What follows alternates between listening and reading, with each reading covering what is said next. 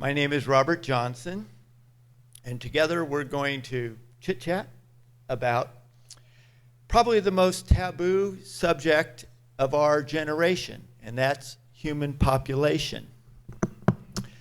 Now, some people call this the momentum of folly. And I'm going to play something for you. Can you hear that? Anyone know what that is?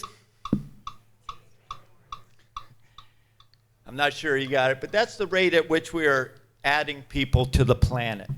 This breaks down to the little more than 4 births per second, minus the little less than 2 deaths, which nets us right around 2 1/3 people each and every second.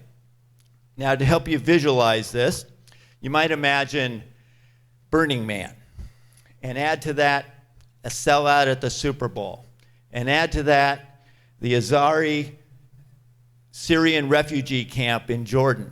Together, these combine to add about 250,000 people, which our planet has to find the room and resources for each and every day. Expanding this concept, this is like adding a Los Angeles every 16 days, or a Germany and its 85 million inhabitants each and every year. If you're into big round numbers, this is like adding a full billion people nearly in India or China at a rate of about every 12, 13 years or so. Now, at this rate of growth, we will reach 9.4 billion by the year 2050. That's certain.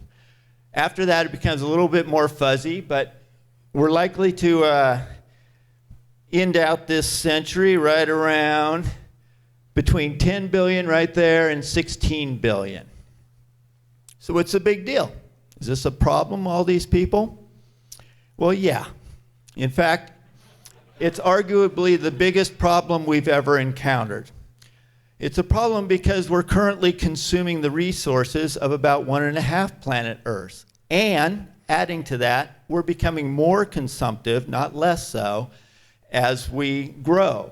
And so the question really becomes not how many people the Earth can hold, but rather how many it can sustain. And that number, hotly debated, is somewhere around 2 billion, all right? But we're currently over 7 billion. This is right about today's population.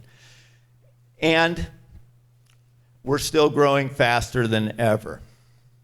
So what can we prognosticate from this road that lay ahead of us?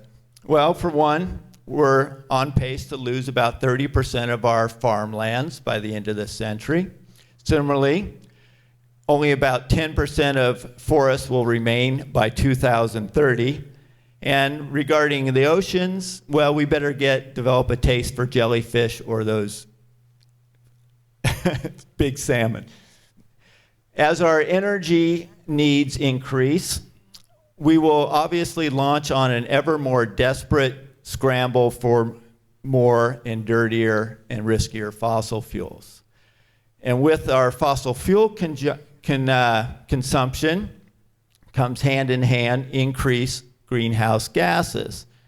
Now, really the only problem with greenhouse gases, hey, they're natural, right? But they lead to ever accelerated warming.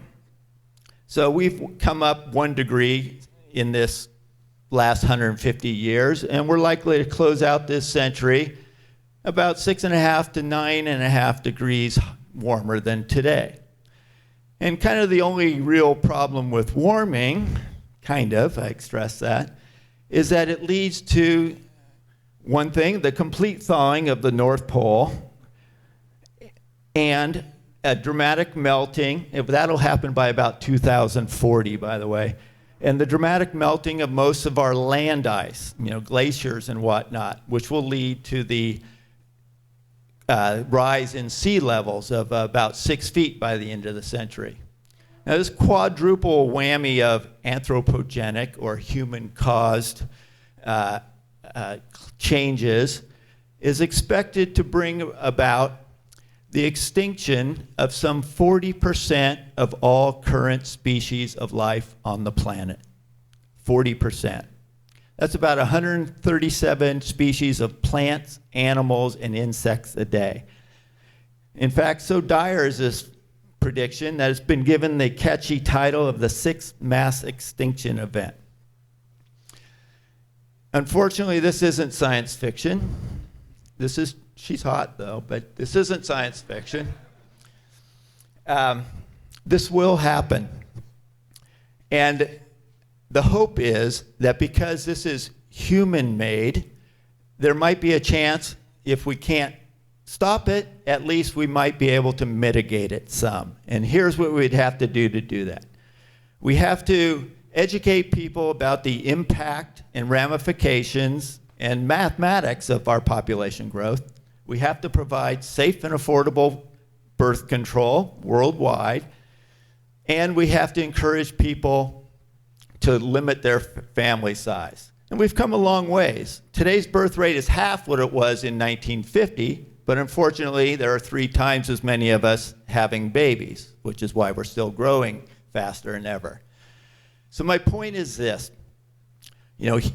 saving the whales, preventing hunger, saving the children, saving the bees, elephants, all this are critically important causes, but each are ultimately futile unless united with a robust, vocal, out-of-the-closet campaign to bring our population back down to a sustainable level. Thank you.